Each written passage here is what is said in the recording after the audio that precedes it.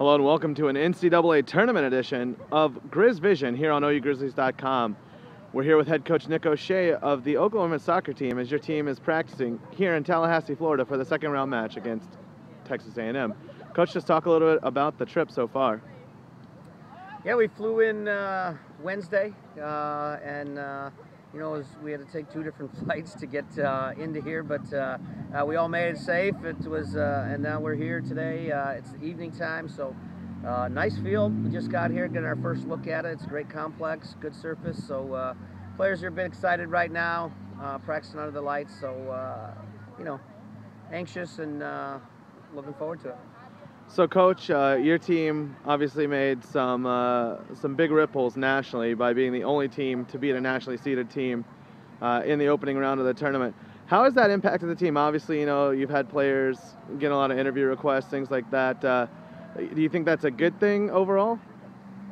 Well, I think it's a good thing for Oakland University soccer. I think it's a good thing for the individual athletes because that's, they play because they want to work well together. But, we like doing well, and we like people recognizing the fact that we do well as individuals. So, yeah, I think it's good.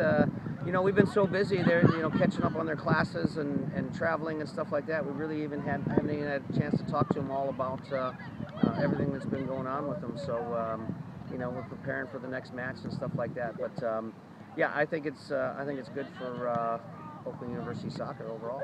And Coach, how do you feel about the perceived underdog role for your team? Obviously, you overcame the higher seeded team before. Again, you're going to play a top 25 team in Texas A&M. What does that mean for you?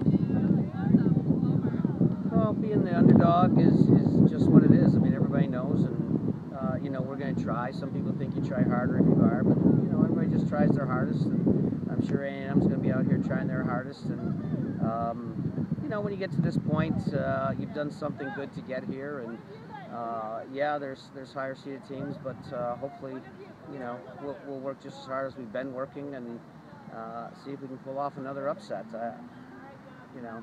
It's just fun to be a part of a tournament like this at a place like this down here in Florida. I was hoping to be a little warmer. I'm in a jacket here, but it's a great overall experience for all the players. And Coach, let's just talk a little bit about it. What's the experience been like for this team so far? It's kind of seemed like a whirlwind these last couple days, but do you feel like it's sunk in, or is it something that maybe you won't realize what it was until it's over?